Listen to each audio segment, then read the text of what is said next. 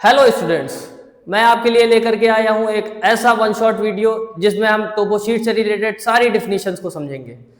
अगर आपने ये वीडियो स्किप कर दिया तो आपको टोपोशीट समझने में काफ़ी प्रॉब्लम होगी, क्योंकि पूरे यूट्यूब में बच्चों को टोपोशीट तो समझाने वाले मिल जाते हैं, लेकिन टोपोशीट से जुड़े हुए बेसिक्स को कोई भी नहीं समझाता है। इस वीडियो में हम लोग देखेंगे कुछ ऐसी डिफिनीशंस को जिनके बिना आपको टोपोशीट समझने में काफ़ी प्रॉब्लम होगी। तो आगे बढ़ते हैं। सबसे पहले टोपोशीट होता क्या है? तो जैसा कि मैंने पिछले वीडियो में बताया था, टोपोशीट एक ऐसा मैप होता है जो कोडेड लैंग्वेज में लिखा हुआ होता है और किसी भी पर्टिकुलर प्लेस के बारे में हमें सारी डिटेल बताता है। Topographical map is a detailed scaled representation of natural man-made features on a flat surface, जैसा कि मैंने बताया था। Second, survey of India, SOI। Survey of India जो होता है हमारा, यही हमारे एक मैपिंग एजेंसी होती है जो पब्लिश करती है सारे ऑफिशियल टोपोशीट्स को। तीसरा, स्केल और RF, रिप्रेजेंटेटिव फ्रैक्शन बोलते हैं जिसे। तो स्केल क्या होता है? स्केल एक रेशियो होता है मैप डिस्टेंस का to the ground distance. Scale is a ratio of a map distance to the ground distance. Representative fraction is represented as 1:50,000, जिसका मतलब ये होता है कि 1:50,000 का मतलब ये हुआ जाकर, अगर 1 सेंटीमीटर मैप पे दूरी है तो एक्चुअल में ग्राउंड में वो 50,000 सेंटीमीटर के इक्वल होगी।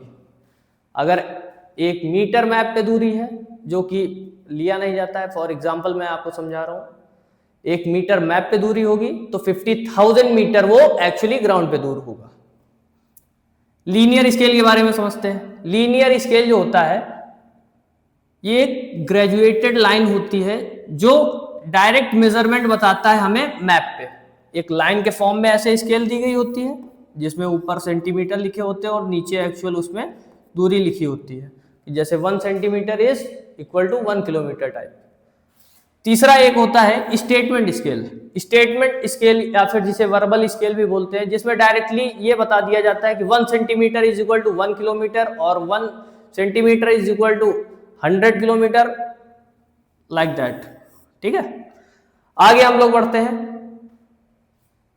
सबसे इंपॉर्टेंट चीज, measuring the grid system. Grid system से हमारा क्या फायदा है, या 4 ग्रिड रेफरेंस क्या होता है, 6 ग्रिड रेफरेंस क्या होता है, इसके बारे में हम एक सेपरेट वीडियो बनाएंगे जिसमें हम बिल्कुल डिटेल से 4 ग्रिड 6 ग्रिड को आसानी से समझेंगे। तो ईस्टिंग के बारे में समझते हैं। ईस्टिंग तुम्हारी वर्टिकल ग्रिड लाइंस होती हैं जो वेस्ट से ईस्ट की तरफ नंबरिंग जिसमें इंक्रीज होते हुए जाती है। तो सबसे पहले 4 ग्रिड हो चाहे 6 ग्रिड हो, सबसे पहले हमें ईस्टिंग लिखना होता है, उसके बाद हम लोग नॉर्दिंग लिखते हैं। और नॉर्दिंग क्या होती है? नॉर्दिंग तुम्हारी हॉरिजॉन्टल ग्रिड लाइंस होती हैं जो साउथ से नॉर्थ की तरफ जाती हैं। ठीक है, और ये हमारा सेकेंड पार्ट होता है। 4 ग्रिड रेफरेंस, जैसा कि मैंने अभी बताया, 4 ग्रिड रेफरेंस किसी भी पर्टिकुलर ग्रिड के अंदर कौन सी चीज सिचुएटेड है उस पर्टिकुलर ग्रिड की लोकेशन बताई जाती है, 4 ग्रिड रेफरेंस है। अगर आपको पिन पॉइंट लोकेशन जाननी है तो पिन पॉइंट लोकेशन जानने के लिए आपको, ये क्या हुआ, कोई बात नहीं, दोबारा से। 4 ग्रिड रेफरेंस, जैसा कि मैंने अभी बताया कि 4 ग्रिड रेफरेंस जो होता है वो किसी भी लोकेशन के बारे में बताता है। जैसे कि मुझे टेम्पल के बारे में जानना है, पर्टिकुलर किसी भी सेटलमेंट में एक टेम्पल प्रेजेंट है, तो उस टेम्पल के बारे में जानना है तो उस टेम्पल में हम लोग 4 ग्रिड रेफरेंस का यूज कर लेंगे। अगर किसी भी चीज की पिन पॉइंट लोकेशन जाननी है कि एग्जैक्टली वो पर्टिकुलर किस पॉइंट पे है, तो उस पिन पॉइंट लोकेशन के लिए हमें 6 ग्रिड रेफरेंस की मदद लेनी पड़ेगी।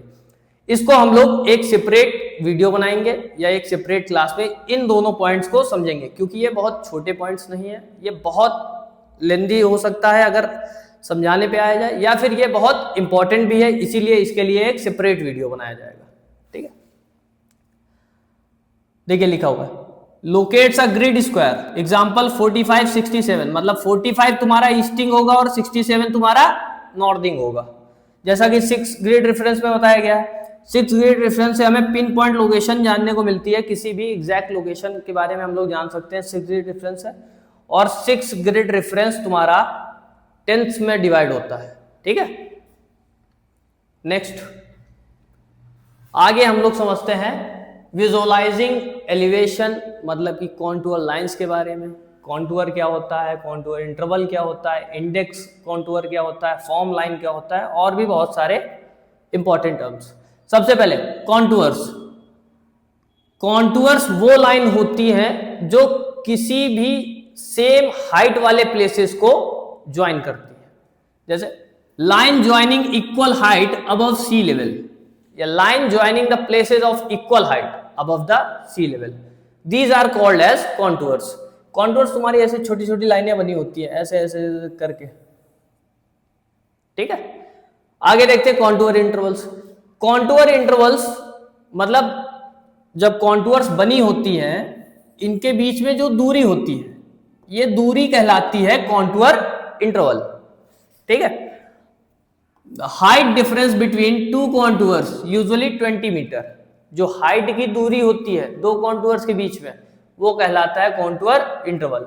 आगे देखते हैं इंडेक्स कॉन्टूर क्या होता है। इंडेक्स कॉन्टूर का मतलब जो थिकर लाइन होती है, पांचवी लाइन जो कॉन्टूर की होगी वो थोड़ी थिक होगी, वो थिकर लाइन तुम्हारी कहलाती है इंडेक्स कॉन्टूर। फॉर्म लाइन क्या होता है। फॉर्म लाइन तुम्हारी ब्रोकन लाइन होती है जो अप्रोक्सीमेट हाइट को दिखाती है, मतलब ऐसे dot dot dot dot dot dot करके बनी होगी, ठीक है, जो अप्रोक्सीमेट हाइट के बारे में बताएगा। आगे बढ़ते हैं। स्पॉट हाइट क्या होता है। स्पॉट हाइट तुम्हारा एक पॉइंट के साथ दिया गया होता है, ये किसी भी पर्टिकुलर पॉइंट की हाइट बताता है above the sea level.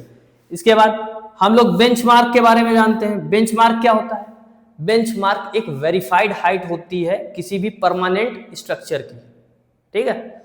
For example जैसे कि ब्रिज बना हुआ है, ठीक है, ब्रिज कितना हाइट पे बना हुआ है, वो एक परमानेंट स्ट्रक्चर है, इसीलिए उसकी हाइट को डिनोट किया जाता है बेंचमार्क से। Third triangulated height. Triangulated height जो होती है ये किसी भी प्रिसाइज सर्वे स्टेशन की हाइट को बताता है, ठीक है। Height from a precise survey station. आगे बढ़ते हैं रिलेटिव हाइट के बारे में देखते हैं। रिलेटिव हाइट जो होती है ये सराउंडिंग ग्राउंड से कितना ऊंचा एरिया है उसके बारे में बताता है। आगे बढ़ते हैं। अब हमें लैंडफॉर्म, स्लोप्स और शेप्स के बारे में जानना है, ठीक है। सबसे पहले स्लोप को पढ़ने के लिए हमें कॉन्टूर्स को समझना पड़ेगा, जैसा कि मैंने पहले बताया कॉन्टूर लाइंस तुम्हारी ऐसे करके बनी होती है, ठीक है।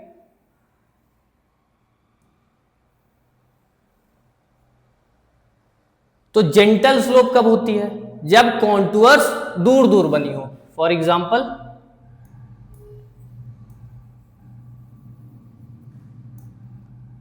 मतलब एक कॉन्टूर ऐसे बना हुआ है, एक कॉन्टूर ऐसे बना हुआ है, दूसरा कॉन्टूर जो है उससे काफी दूर बना हुआ है, ये देखिए इनके बीच में दूरी काफी ज्यादा है, तो यहां पर स्लोप कैसी होगी, यहां पर स्लोप जेंटल होगी। स्टीप स्लोप कहां पे होती है, जहां पर कॉन्टूर्स काफी पास पास बनी होती है, मान लीजिए ऐसे बना हुआ है, फिर ऐसे बना हुआ है, जिनमें कॉन्टूर लाइंस में डिफरेंस ज्यादा ना हो, मतलब कॉन्टूर इंटरवल क्या हो, कम हो, तो वहां पर स्लोप स्टीप होगी, ठीक है। और कॉनकेव स्लोप कहां पे होती है, कॉनकेव स्लोप वहां पे होती है जहां पर बॉटम जो होगा, बेस, वो जेंटल स्लोप होगा और ऊपर जो होगा वो स्टीप स्लोप होगा, ठीक है।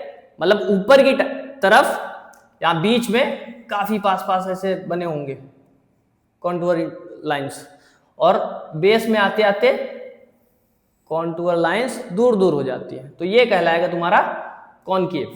और कॉन्वेक्स कहां पे होता है, जहां पर बॉटम में बहुत पास पास बनी हो कॉन्टूर लाइंस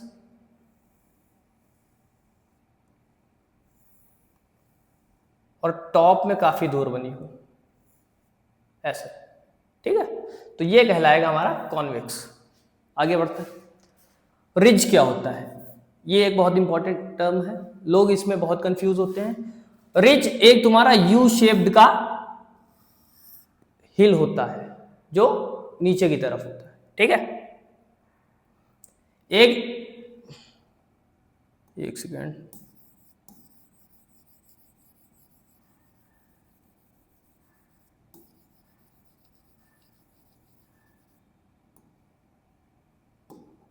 रिज के बारे में समझते हैं। रिज एक इलोंगेटेड हाईलैंड होता है जिसमें कॉन्टूर्स तुम्हारे यू शेप में बनी होती हैं जो डाउन हिल की तरफ रिप्रेजेंट करती हैं।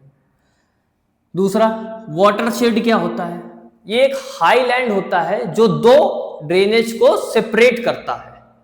एक ऐसा हाईलैंड जो दो ड्रेनेज को सेपरेट कर रहा हो वो कहलाएगा तुम्हारा watershed. Highland separating two drainage basins, ठीक है। आगे सैडल, कोल एंड पास के बारे में समझते हैं। ये लो एरियाज होते हैं किसी भी दो हाई पॉइंट्स के बीच में, एक नेचुरल रूट होता है, ये नेचुरली बनता है, ठीक है। आगे जॉर्ज के बारे में देखते हैं। जॉर्ज एक बहुत ही गहरी नैरो वैली होती है जो जिसकी साइड क्या होती है, बहुत ही स्टीप होती है, ठीक है। स्टीप का मतलब जैसे सीधी ढलान हो गई, ये कहलाएगा स्टीप स्लोप। और मान लीजिए ऐसे ढलान, तो ये कहलाएगा जेंटल स्लोप। आगे देखते हैं।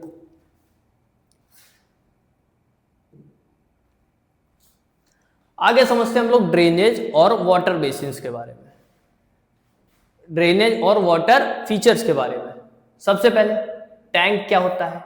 टैंक एक नेचुरल या फिर आर्टिफिशियल वाटर बॉडी होती है जो बनाई जाती है पर्टिकुलरली जहां पर पानी कलेक्ट हो जाता है, ठीक है, रेन वाटर टाइप। वेल क्या होता है? वेल तो सभी लोग जानते हैं, कुआं जिसको बोलते हैं। ये डग भी किया जाता है या फिर ट्यूबवेल होता है जिसमें ग्राउंड वाटर आता है, ठीक है।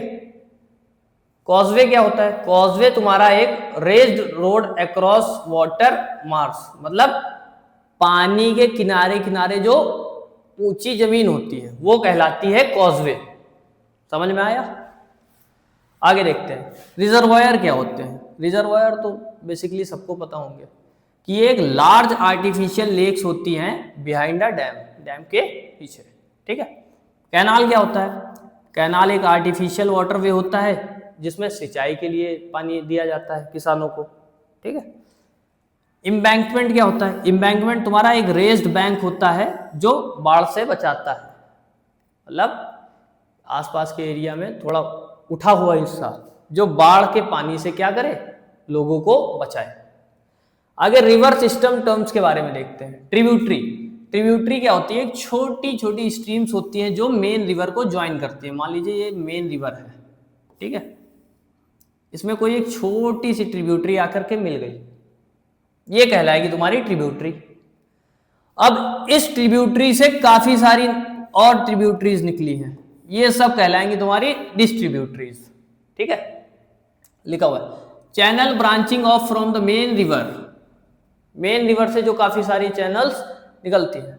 आगे देखते हैं मींडर के बारे में। मींडर क्या होता है? नदी हमारी ऐसे कर्व बनाते हुए जाती है, ठीक है, तो ये जो कर्व होता है यही कहलाता है हमारा मींडर। लिखा हुआ है looping curve in a river course, ठीक है। कॉन्फ्लुएंस क्या होता है? कॉन्फ्लुएंस हमारा वो पॉइंट होता है जहां पर दो नदियां मिलती हैं। जिस पॉइंट पे दो नदियां मिलेंगी उस पर्टिकुलर पॉइंट को हम लोग बोलेंगे confluence, point where two rivers meet. समझ में आया? आगे बढ़ते हैं। आगे देखते हैं हम लोग सेटलमेंट्स और ट्रांसपोर्ट और लैंड यूसेज के बारे में, ठीक है।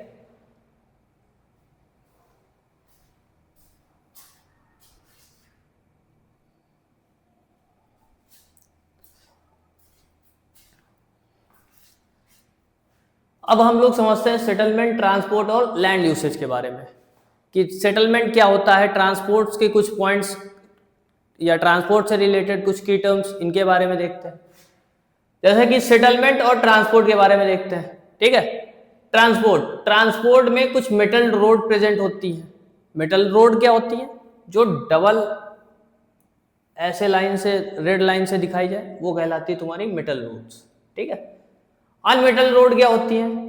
अनमेटल रोड वो रोड्स होती हैं जैसे गांव वगैरह में प्रेजेंट होती है, कच्ची रोडें जिनको बोलते हैं, जिनमें ईंटों से रोड बनती है, खड़ंजा जिनको हिंदी में गांव में खड़ंजा बोला जाता है, ठीक है। फिर आता है कार्ट ट्रैक या फिर फुटपाथ। कार्ट ट्रैक क्या होता है? गांव वगैरह में बैलगाड़ी जाने के लिए पहले रास्ता हुआ करता था, पर्टिकुलर वो कच्चा रास्ता मिट्टी से बना हुआ, वो कहलाता है कार्ट ट्रैक या फिर फुटपाथ। रेलवे लाइन क्या होती है? रेलवे लाइन तो सभी लोग समझते हैं, रेलवे लाइन जो ऐसे ब्लैक कलर से रिप्रेजेंट करी जाए, जिसके ऊपर ट्रेन दौड़ती है, जो ब्लैक कलर से रिप्रेजेंट करी जाए जिसके ऊपर ट्रेन दौड़ती है, वो कहलाती है आपकी रेलवे लाइन। फिर देखते हैं हम लोग ब्रिज के बारे में। ब्रिज क्या होता है? ब्रिज जहां पर नदी वगैरह को पार करने के लिए बनाया जाता है, वो कहलाता है ब्रिज, ठीक है। फिर देखते हैं लैंड यूज और वेजिटेशन के बारे में, जैसे कि फॉरेस्ट हमेशा आपको ग्रीन कलर से दिखाया जाएगा, बहुत घने घने पेड़ होते हैं इसमें, और ये मिक्स जंगल होता है या फिर ओपन स्क्रब के फॉर्म में होता है, ठीक है। फिर आता है कल्टीवेटेड लैंड। कल्टीवेटेड लैंड आपका येलो कलर से रिप्रेजेंट किया जाता है, जिसमें बेसिकली फार्मर लोग खेती वगैरह करते हैं, जो ज्यादातर नदी के आसपास के रीजन होते हैं वहीं पर कल्टीवेशन पॉसिबल है, ठीक है। स्टोनी वेस्ट या फिर ब्रोकन ग्राउंड। स्टोनी वेस्ट या फिर ब्रोकन ग्राउंड ऐसा ग्राउंड होता है जो बेसिकली पथरीला इलाका होता है, जहां पर खेती वगैरह करना पॉसिबल नहीं होता है, जिसे बंजर जमीन बोलते हैं हम लोग, ठीक है। ये देखिए लिखा हुआ है। सैंड ड्यून्स क्या होते हैं? सैंड ड्यून्स बेसिकली जो रेत के पहाड़ टाइप के होते हैं, जो हवा के जरिए एक प्लेस से दूसरी प्लेस क्या हुआ करते हैं, शिफ्ट हुआ करते हैं, वो कहलाते हैं आपके सैंड ड्यून्स, ठीक है। आगे सेटलमेंट आपके दो तरीके के इसमें बताया गया। बेसिकली सेटलमेंट आपके होते हैं तीन तरीके के, एक होता है न्यूक्लिएटेड, दूसरा होता है लीनियर, और तीसरा होता है डिस्पर्स्ड। न्यूक्लिएटेड सेटलमेंट कैसा होता है? न्यूक्लिएटेड सेटलमेंट ऐसा सेटलमेंट होता है जहां पर बिल्कुल गुच्छों में घर बने हो, कोई भी तरीका ना हो, घर कहीं इधर बना कहीं इधर बना, और यहीं से रास्ता निकले हुए हैं काफी सारे, ठीक है। जो घनी बस्ती होती है जहां पर कोई तरीके से घर नहीं बने होते हैं, कहीं भी घर बन जाए, ठीक है, ये कहलाता है आपका न्यूक्लिएटेड सेटलमेंट। ये बेसिकली वाटर बॉडीज या रोड या फर्टाइल जमीन के आसपास के रीजन में पाए जाते हैं। और एक आपका होता है लीनियर।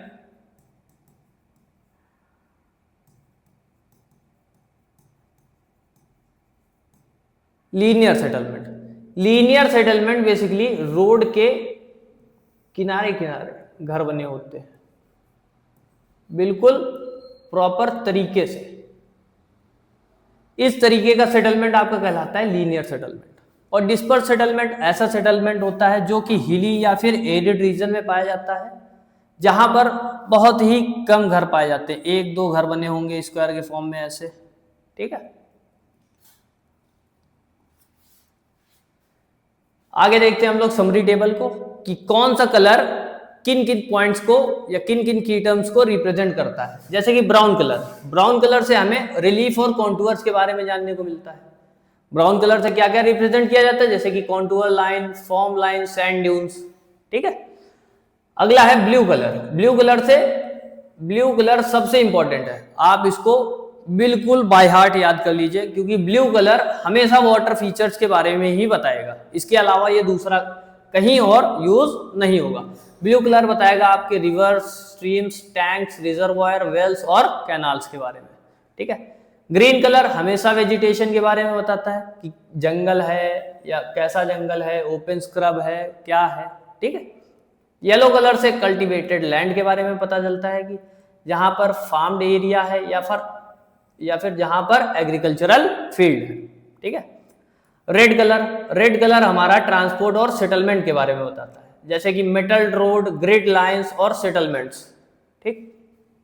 ब्लैक कलर हमारा मैनमेड फीचर्स को रिप्रेजेंट करता है। मैनमेड फीचर्स जैसे कि railways, bridges, boundaries, spot Heights etcetera, ठीक है। और व्हाइट कलर बैरन लैंड के बारे में बताता है, जो मैंने अभी भी समझाया आपको। बैरन लैंड मतलब बंजर जमीन, जहां पर खेती बाड़ी वगैरह नहीं हो पाती, जैसे कि स्टोनी वेस्ट, ब्रोकन ग्राउंड या फिर रॉकी एरिया, ठीक है।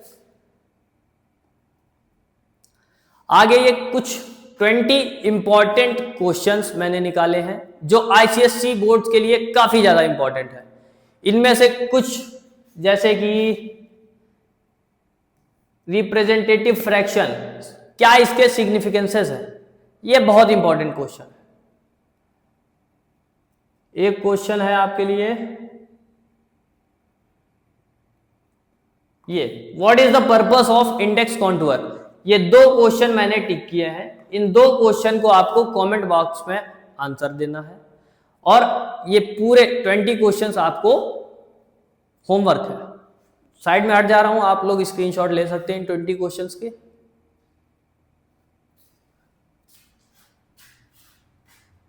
होप सो आपको की फीचर्स समझ में आए होंगे, या होप सो आपको की टर्म्स समझ में आए होंगे।